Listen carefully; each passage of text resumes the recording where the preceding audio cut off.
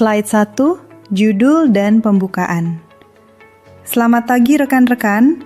Hari ini kita akan membahas topik yang sangat mendalam dan penting bagi kesejahteraan kita di laut, yaitu memahami respons berbasis trauma atas kekerasan dan pelecehan seksual. Kita akan belajar bagaimana memberikan dukungan yang tepat bagi korban, saksi, maupun menjaga kesehatan mental diri kita sendiri. Slide 2-5. Tujuan pembelajaran dan definisi trauma. Tujuan kita adalah memahami dampak trauma dan menguasai cara memberikan dukungan yang aman. Apa itu trauma? Trauma adalah respons emosional atau fisik terhadap peristiwa menyakitkan yang mengancam keselamatan seseorang. Ada 3 jenis. Trauma akut dari kejadian tunggal, trauma kronis dari paparan berulang, dan trauma kompleks yang berdampak jangka panjang. Slide 6-9. Dampak trauma dan pentingnya pendekatan. Penting bagi kita untuk tahu bahwa korban trauma seringkali sulit fokus, bingung, atau mengalami perubahan memori yang membuat mereka sulit menjelaskan kronologi. Ini adalah hal normal dalam trauma. Mereka mungkin merasa malu, takut, atau bahkan mati rasa emosional. Mengapa pendekatan berbasis trauma penting?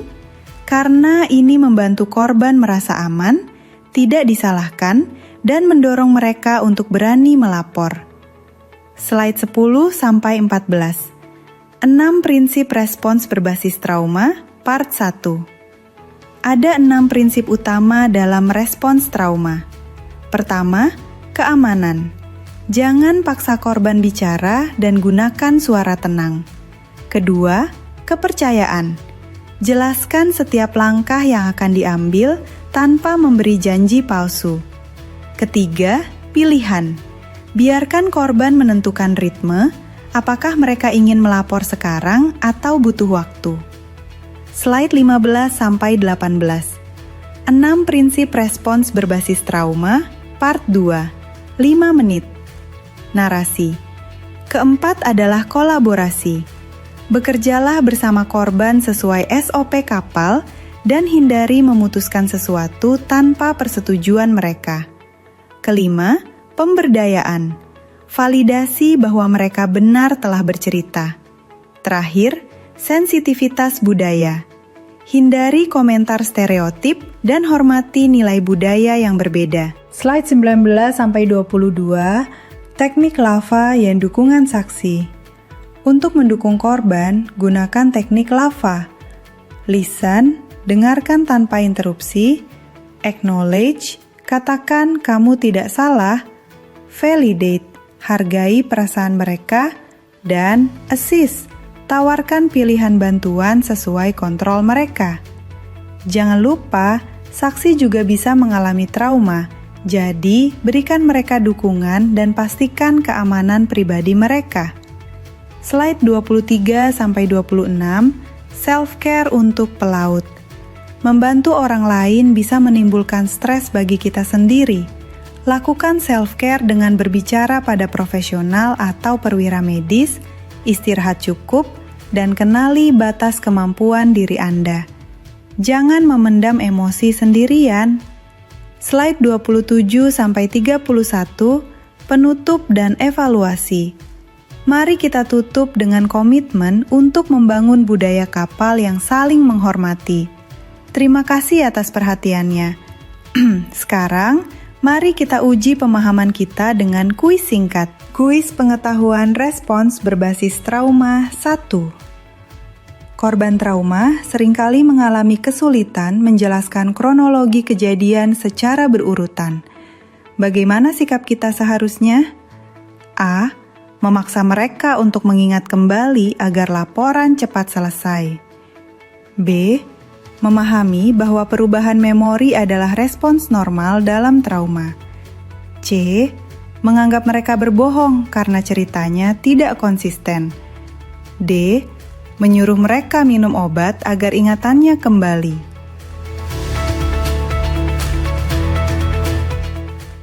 Jawaban B. memahami bahwa perubahan memori adalah respons normal dalam trauma. 2. Dalam teknik lava, apa yang dimaksud dengan A. Acknowledge. A. Menginterupsi cerita korban agar lebih singkat. B. Menyalahkan korban karena kurang waspada. C. Mengakui dan memvalidasi dengan berkata, "Kamu tidak salah." D. Mengambil alih semua keputusan untuk korban.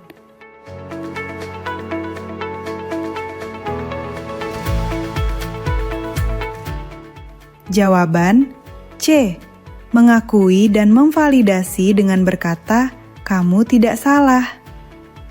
3. Manakah yang merupakan salah satu dari 6 prinsip respons berbasis trauma? A.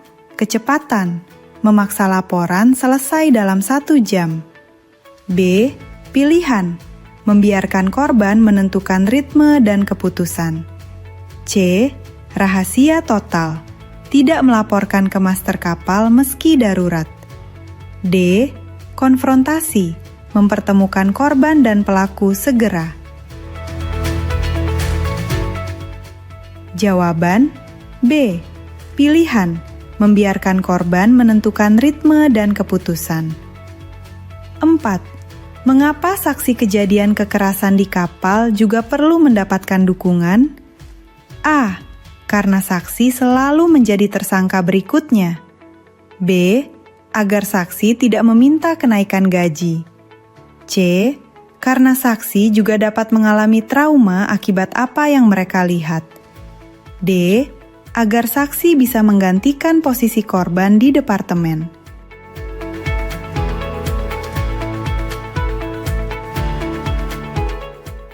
Jawaban C.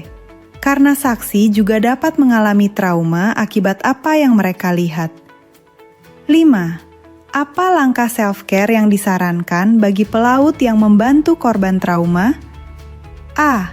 Memendam emosi sendiri agar terlihat kuat di depan kru lain. B. Mengemani korban. C. Mengidentifikasi batas kemampuan diri dan berbicara dengan profesional medis. D. Membagikan cerita korban di media sosial sebagai bentuk dukungan.